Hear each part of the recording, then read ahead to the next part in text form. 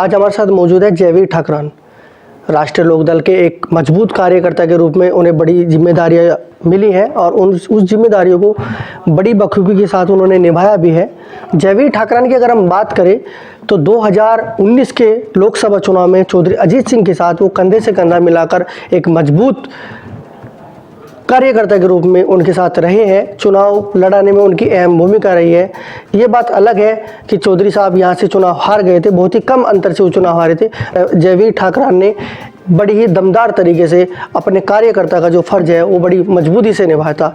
वर्तमान में वो राष्ट्रीय लोकदल को छोड़कर आम आदमी पार्टी के साथ जुड़े हैं और वो जनपद मुजफ्फरनगर के किसान प्रकोष्ठ के जिला अध्यक्ष हैं। हम जयवीर ठाकरान से बातचीत करेंगे कि वो आम आदमी पार्टी के साथ क्यों जुड़े हैं, आम आदमी पार्टी से वो कैसे प्रभावित हुए, आम आदमी पार्टी को लेकर उनका क्या रवैया है, और अगर बात करें आगामी पंचायत चुनाव को लेकर आम आदमी पार्टी की क्या रणनीति बनेगी, उसको लेकर हम बातचीत करेंगे। दिल्ली में आम आदमी पार्टी के कार्यों को वो कैसे देखते हैं, शिक्षा, चिकित्सा और रोजगार के को लेकर उनका क्या कहना है, बढ़ती महंगाई को लेकर वो क्या जवाब देंगे, हम जयवीर ठाकरान से बातचीत करेंगे। जयवीर जी, सबसे पहले आपका खोज न्यूज़ में बहुत बहुत स्वागत है।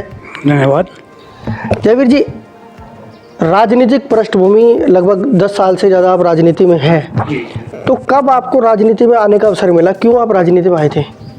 कार्यकर्ता तो हम पहले से ही थे और लोकदल के समर्थक थे, पुराने हमारे बाबा दादा से ही।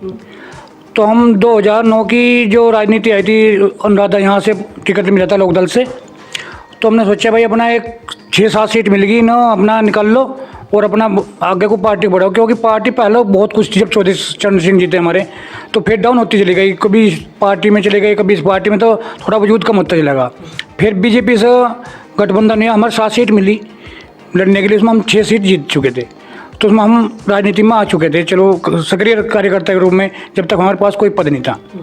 उसके बाद हम 2014 में राजनीति में रहे।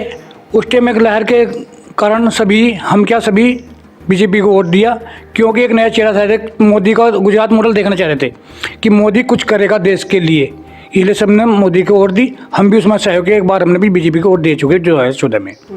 उसके बाद गठबंधन खत्म हो गया 2019 में, हम सक्रिय के हम पदाधिकारी बन गए। मैं अपने मंडल महासचिव बना दिया इसका युवा का सहारनपुर मंडल, तो इसमें हमने पूरी भूमिका निभाई, पूरा साथ दिया। पर जो हमारी नीति थी, क्योंकि मैं अपनी नीति के अनुसार अगर काम करवाता पूरी टीम पर लोकदल की, तो चौधरी साहब 100% चुनाव जीत रहे थे, पर वहाँ पर भाई किसी की नहीं सुनी गई, इसलिए वह दिक्कत आई। क्यों एक ही भाषा में फोकस रहे, वे किसी की सुनी नहीं। जो वहाँ जिले में बैठे थे उन्होंने किसी की सुननी नहीं थी, क्योंकि कभी हम उनसे थोड़े ऊपर निकल जा। आप अभी आम आदमी पार्टी में हैं, तो आम आदमी पार्टी ने आपको कैसे प्रभावित किया? आम आदमी पार्टी ने प्रभावित, हम आम आदमी पार्टी के बारे में इतना नहीं जानते थे पहले।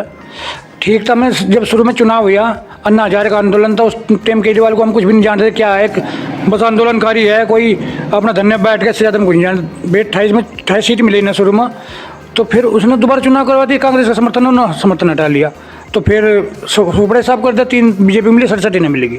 अच्छा भाई कुछ तो काम है। उस टाइम भी हमने जुड़े भाई, चलो ये तो बन जात भाई, तुक्का भी लग जा भाई। फिर 3 बार चुनाव हुए, फिर 62 सीट मिली।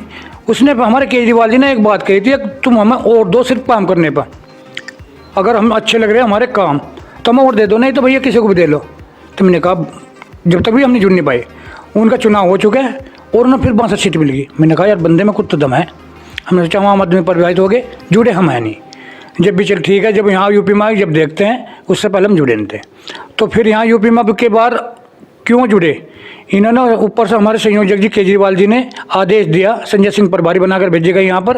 उन्होंने कहा यहाँ पर हम चुनाव लड़ेंगे एमएलए के, जो 2022 में होंगे, और 2021 में जो हम सेमीफाइनल खेल ले, यहाँ नगर निगम के, नगर पंचायत के, और तो आप प्रधान के, जिसमें भी आपको कैंडिडेट मिलता हो समर्थन करो। पंचायत चुनाव को लेकर आम आदमी पार्टी की क्या रणनीति है, किन किन मुद्दों को लेकर आप चुनाव लड़ने जा रहे हैं, क्या क्या वो मुद्दे होंगे? चुनाव में जो है मेन चीज़ होती है मुद्दा बहुत बड़ा फैक्टर होता है, तो किन किन मुद्दों को लेकर आम आदमी पार्टी पंचायत चुनाव लड़ने जा रही है उत्तर प्रदेश में? एक तो अगर जो भी हमारा जिला पंचायत चुनाव लड़ेगा वो जीतता है, तो वो कोई भी एक तो बिकने का नहीं, क्यों बिक के कोई काम नहीं करवा सकता। क्यों करवाओगे जब उसको पहले ही 1 करोड़ रुपए मिल गया, जितने भी मतलब मनी रखी जाती है, यहाँ से मार्केट लगती है एक मुजफ्फरनगर में, क्या सब जगह ही। तो एक तुम्हारा बिकने का चाहे रह जाओ केला, ना विपक्ष में जाना ना पक्ष में, एक अकेला बैठ जाएगा, कॉमन हो जाएगा। सिर्फ जो से निधि मिलेगी उसे वो लगानी पड़ेगी, ना उसी को अपनी सुरक्षा रख सकता, ना कोई गार्ड रख सकता। सिर्फ सिंपल आदमी की तरह, आम आदमी की तरह वो ऐसे ही रहेगा। क्योंकि हमने देखा, अभी मेरे पास हाजी न्यूज़ जी आए थे, हमने सोचा 10-5 गाड़ी लेकर आएंगे, सिक्योरिटी लेकर आएंगे। मेरे पास हाजी न्यूज़ जी आए, MLA, सत्ता के MLA, तो मैं आए 4 आदमी, एक गाड़ी सीधी साधी सी, उनका लड़का चला रहा है और वो आगे। वहाँ पर हमारे यहाँ सिक्योरिटी की कहीं की जरूरत नहीं, हम सद्य है, आम आदमी है, हम जो निधि मिलेगी उसको 100 की 100% हम उसमें लगाएंगे योजना में। तो आपका कहना है कि आप सादा जीवन उच्च विचार जैसे आपके नेता रहेंगे, तो अगर बात करें विकास कार्यों की, क्या दिल्ली का मॉडल उत्तर प्रदेश को प्रभावित कर पाएगा? 2022 के जो विधानसभा चुनाव होंगे तो प्रभावित कर पाएगा? बिल्कुल कर पाएगा। जनता को क्या चाहिए? भाई जनता को चाहिए सुख शांति जीवन जी ले, उन्हें 2 पैसा का फायदा हो जा। केजरीवाल जी कोई भी चीज़ फ्री में नहीं दे रहे, ये लोगों को भ्रम है फ्री में दे रहे, कोई भी चीज़ फ्री में नहीं दे रहे, सिर्फ उस पैसे को सही यूज कर रहे।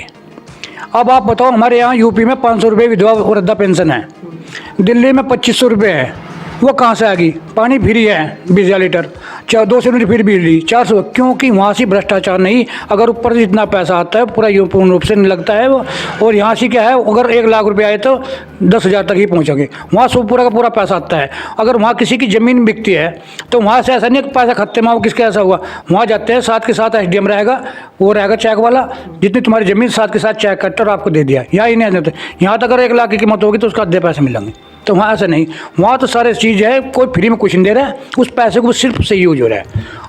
3 कृषि बिलों को लेकर क्या कहना चाहेंगे? 3 कृषि बिल का ये है, इसमें कुछ नहीं है। अगर पहले हमें यहाँ पर MSP पर कानून बना कर दे दो, MSP पर कानून नहीं जाएगा, पहली बात 3 बिल की वैल्यू खत्म हो जाएगी। पर जो इन्होंने कॉन्ट्रैक्टिंग फार्मिंग करी है, यह बहुत ही गलत है। और एक भंडारण वाली, कुछ बिल में 10% सही है तो 90% गलती है इसमें, है 10% सही है, कुछ चीज़ है सही है, बिल्कुल नहीं है भाई 100 की 100%, 10% सही है पर 90% गलत है, और 90% ऑटोमेटिक सही हो जाएंगे अगर ये MSP में हमारे कानून ला दे। अब बात अगर करें, आपकी पार्टी खुलकर विरोध में है, वो वापसी को लेकर करते हैं, अगर वापसी नहीं होता कृषि कानून तो उसके लिए आम आदमी पार्टी की क्या रणनीति होने जा रही है? उसमें जैसे किसान आंदोलन कर रहे, यहाँ पे यूपी में भी जैसे पार्टी होगी इसके खिलाफ आंदोलन होंगे यहाँ भी। और पार्टी किसी का, पहले बात हम राजनीति करते ही नहीं, हम तो काम करते हैं, राजनीति तो इन्होंने लोगों ने बना रखी, हम राजनीति में हमने काम करो और भाई काम के बदले हमें वोट मिलती है। अब लोगों को हमारे यहाँ जो हम एजेंडा लेकर आएंगे, हमने एजेंडा बनवा भी लिया अपना यूपी के लिए पहले से ही, वो मैं लखनऊ से मंगवा लिया था। उसी एजेंडे पर यहाँ से क्या है, हम गन्ना डाल लो और तुम घर तक आओ, आपके खाते में पैसे 200 यूनिट फ्री, वही जो दिल्ली मॉडल पे है। बस यहाँ पानी तो की जरूरत नहीं पड़ती, पानी तो यहाँ से सब अपने घर में है, पानी की जरूरत तो वहाँ दिल्ली में, यहाँ अगर कहीं होगी तो उसकी भी सुविधा होगी। और चिकित्सा और शिक्षा फ्री, और शिक्षा का हाई स्टैंडर्ड होगा जैसे विदेशों में होता है, जैसे आप दिल्ली में देख रहे हैं, सीधी बात है। हाँ, और चिकित्सा के लिए हम ऐसा कर रहे हैं, जब हमारे यहाँ सरकार आती है उससे पहले भी सुविधा दे रहे हैं हम अभी।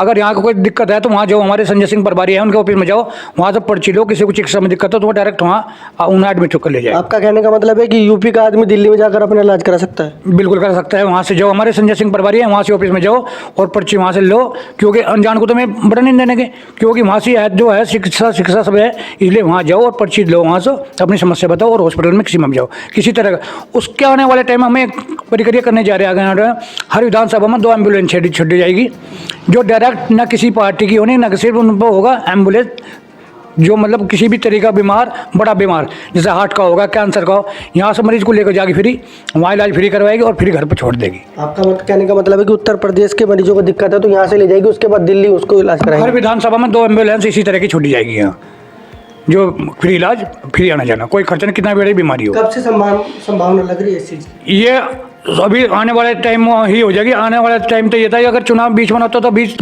और वो काम आपका उत्तराखंड में धीरे धीरे चालू हो चुका है। क्या मैं ये समझूं कि 2022 से पहले कार्ड खेला जा रहा है आम आदमी पार्टी की तरफ से? नहीं, हम तभी खेल देंगे, कार्ड कुछ नहीं है, तो एक सुविधा दे रहे हैं लोगों को, कार्ड तो होता ही नहीं है, ये तो हम लोगों को सुविधा दे रहे हो। अब लोगों को सुविधा नहीं लगे तो मैं सीधी बात है हमारे साथ जुड़ेंगे, हम कहने नहीं पड़ने का उनसे। बड़ी बात आप बता रहे हैं कि आम आदमी पार्टी की तरफ से एम्बुलेंस छोड़ी जाएगी और यहाँ के बाद जो दिल्ली इलाज होगा, ये आपने बड़ी बात कही, तो यहाँ के लोगों को सुविधा में, तो आपको लग रहा है कि इस चीज़ से प्रभावित होंगे लोग 2022 के चुनाव में? बिल्कुल होंगे, आदमी को सुविधा चाहिए, उन्हें तो किसी से मतलब नहीं। अब यहाँ धर्म की राजनीति नहीं, कोई जाति की राजनीति नहीं, यहाँ सब धर्म जुड़े हैं। मेरी पार्टी में आपको दिखा दूँ, जो मैंने संगठन बनाया 2 महीने से आया मैं, उसमें हर जाति के क्या देते भाई, ठाकुर खिलाफ है इसके, त्याग के खिलाफ है, या वो खिलाफ है, कोई मुसलमान खिलाफ, जाट खिलाफ, इसमें हर तरह का, मेरी टीम में हर तरह का बंदा है, त्यागी, ठाकुर, जाट, राजपूत, सब तरह के, हरिजन, मुस्लिम, सब तरह से बाहुल्य बना दिया मैंने। एक कॉम्पिटिशन की टीम बनाता हूँ मैं जानना चाहता हूँ आपसे कि जो पेट्रोल और डीजल के दामों में वृद्धि हुई है, आपकी क्या प्रतिक्रिया है?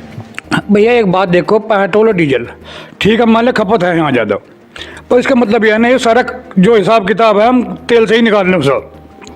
बस तेल हमारे $100 प्रति बैरल से ऊपर जा लेता, उस टाइम हमारे बहुत मंदा तेल था, और बीच में हमारे यहाँ 20 रुपये प्रति बैरल में आया, और अब जब 60 या 65 के, उसको देखते हुए फिलहाल की स्थिति में 40 से 50 के बीच डीजल और 50 से 60 के बीच पेट्रोल की स्थिति में कुछ सरकार को कोई दिक्कत नहीं। जैसे जीएसटी में दो, जीएसटी में लाने के बाद भी आपका 55 रुपये करीब और 60 के बीच में आपका डीजल हो जाएगा, और लगभग 70 के बीच में आपका पेट्रोल हो जाएगा। तो जीएसटी में सब लाओ फिर, इससे सारी मतलब आमदनी इससे जो क्यों कर रहे आम आदमी? ये कहते हैं महंगाई फर्क नहीं पड़ता, महंगाई ऑटोमेटिक डीजल बढ़ाया तो महंगाई की बढ़ाने की जरूरत नहीं पड़ती, ऑटोमेटिक बढ़ जा, कोई दिक्कत नहीं है। हाँ, अगर ट्रांसपोर्ट में डीजल महंगा हो रहा है तो ट्रांसपोर्ट पर खर्च बढ़ने की वजह से वो सभी चीज़ों पर महंगाई बढ़ती है, ट्रांसपोर्ट चार्जेस में। गैस सिलेंडर के दामों में वृद्धि हुई है और सब्सिडी लगभग ख़त्म हो चुकी है, 5-6 रुपये आती है खाते में। तो सरकार से क्या रिक्वेस्ट करना चाहिए, क्योंकि महंगाई बढ़ रही है और गैस सिलेंडर के जो चूल्हे हैं लगभग 7 करोड़ से भी ज़्यादा सिलेंडर केंद्र सरकार की तरफ से पिछली बार दिए गए थे, और 1 करोड़ सिलेंडर और उज्ज्वला योजना के अंतर्गत इस बजट में भी कहा गया है।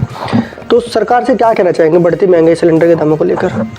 ये वही जो का तो आपका सवाल पहला था डीजल पेट्रोल पर, जो का तो सवाल यही गैस पर है। जैसे इन्होंने डीजल पेट्रोल बढ़ाए, ऐसे ही गैस के बढ़ा दिए, जो सब्सिडी थी वह ख़त्म कर दी। ऐसे ही एमएसपी पर करने का है ना, एमएसपी था, है, रहेगा। तो इन्होंने ये भी कहा था इस पर गैस पर सब्सिडी है, थी और रहेगी, वो इन्होंने ख़त्म कर दी, क्योंकि इनके पास कोई विश्वास नहीं होता इनके बात तो बिल्कुल भी। तो इसलिए भाई इनके झूठे वादे, इनको झूठे वादे पर नहीं, गैस को तो वहीं भी ला सको, 300 पर भी ला सकते हो, क्योंकि इनकी कीमत मार्केट में इतनी है नहीं जहाँ से ये हमारे पास आती है। पर ये सारा पैसा जो यहाँ लगा रहे, जो खींच रहे इनकी पार्टी, वो सारा डीजल पेट्रोल गैस वगैरह से ही खींच रही। आमदनी इनकी डबल हो रही। अगर हमें कोई चीज़ 2 रुपये मिल रही तो हम 2.5 में बेच दो, 3 में बेच दो, वो 2 वाली 10 में बेचोगे तो देश खाया जाएगा। तो उसका सही रेट में ले आओ, जिससे 10% आदमी कमा ले, 100 कहीं गुना ना कमाओ। क्या जयवीर ठाकरान को अवसर दिया जाए चुनाव लड़ने का, तो कोई चुनाव लड़ने की उनकी मंशा है?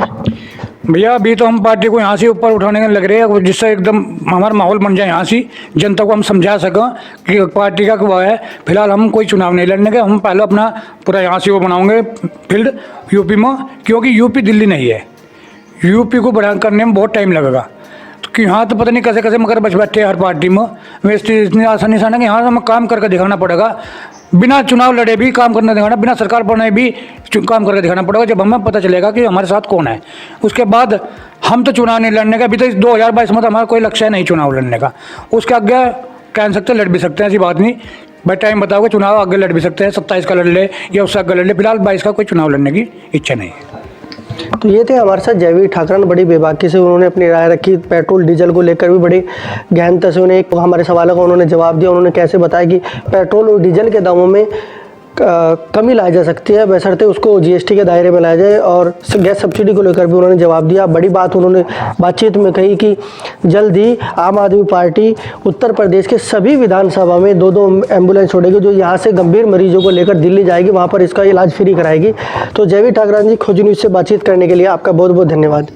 आपका भी बहुत बहुत धन्यवाद, आपने हमारा साथ दिया और हमारे यहाँ पधारे, आपका बहुत बहुत धन्यवाद खोजी न्यूज़ का।